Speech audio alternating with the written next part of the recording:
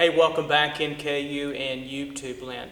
Today what I want to show you is, in our basic section, is setting up your drawing chair or your easel and your drawing board together with those two functional pieces of drawing furniture in a way that's ergodynamic and comfortable for your posture and your positioning with your back. So these are more traditional ways to set up, but ultimately whatever works for the artist works for the artist. If you want to draw on the floor or the wall or hang yourself on the ceiling and draw there somehow with a lattice, go for it.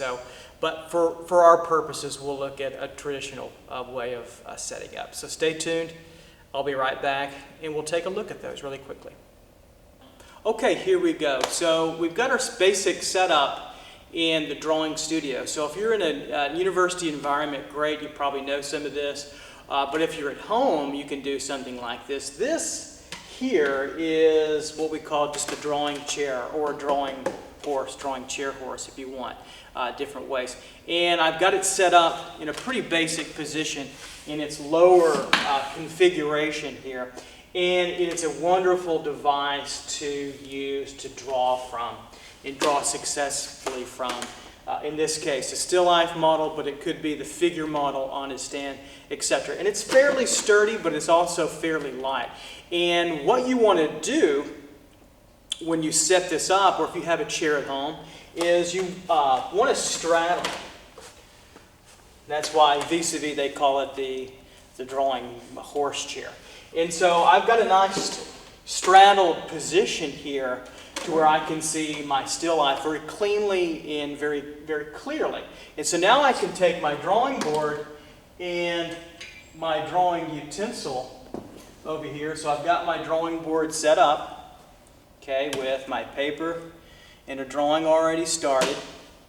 And I can lean it. Probably the best way is to lean it on your knees. Have it lean on your knees here so that when you're drawing, like if I'm sketching now or doing a contour line study, I can draw very cleanly. I see a lot of people sometimes start out, they leave it here, which is fine, but the angle, you notice, is quite awkward and quite difficult.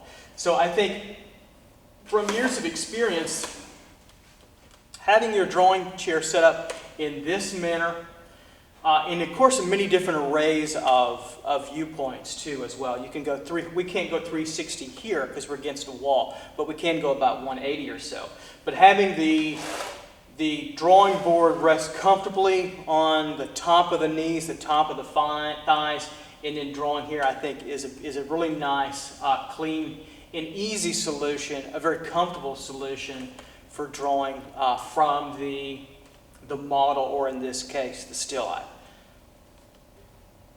So now I've changed the position of the drawing chair. You notice I've picked it up and I've moved it. Let me show you how I got that position. So I took it from a seated position like so. And let's say that you need to draw the model or you need to draw the still life, but you're a little bit further away and you're in a crowded classroom. Or for instance, you just want to be back, or you want a different point of view, like a higher point of view than a lower point of view. This is a great solution for you. So you take your drawing chair, you lift it up like this, turn it so that the lean is in towards you very nicely.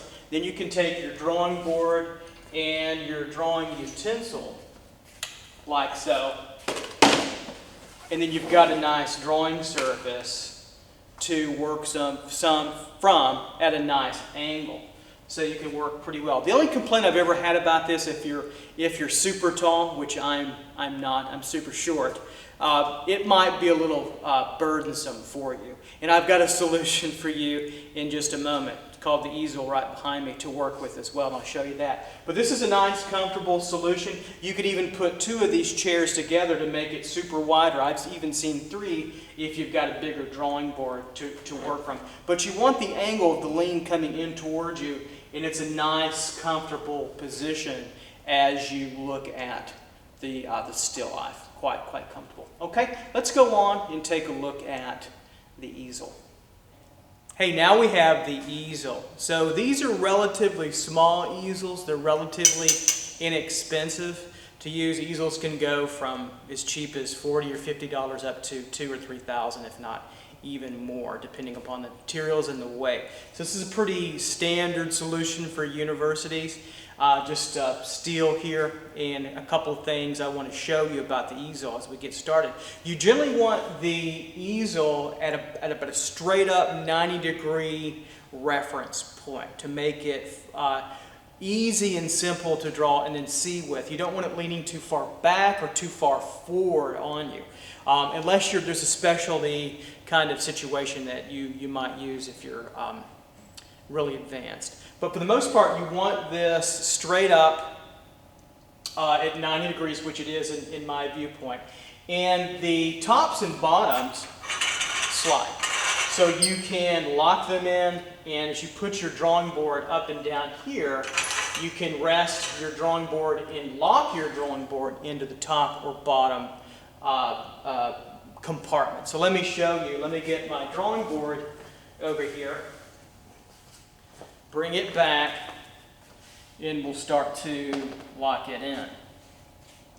Okay, so I can either have it horizontal like I have it now, which is pretty comfortable. Even though I have this arm hand holder on top, I can bring this down, lock it in, and that's pretty sturdy, and it's ready to go, and it's comfortable, and it's at 90 degrees. Now, here's the next thing you want to know.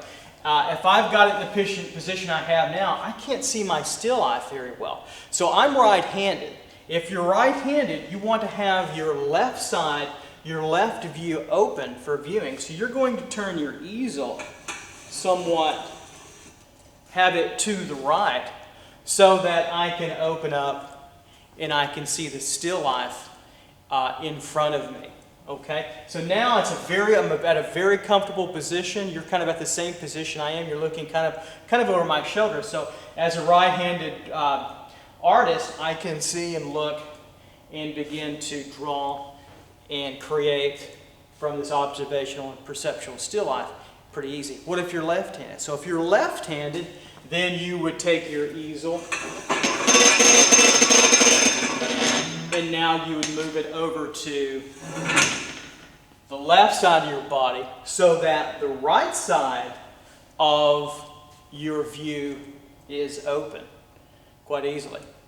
And so now I can, if I'm a left-handed artist, which I'm not, and now I can draw left-handed and look directly into the still life very comfortably and very cleanly. Okay? So positioning of the drawing board on the canvas, whatever your eye level is, somewhere in between, roughly here, a little bit lower, perhaps a little bit higher. If I set this vertical, I would take this top latch off. And every easel, by the way, is going to be a little bit different, but the basic setup is the same.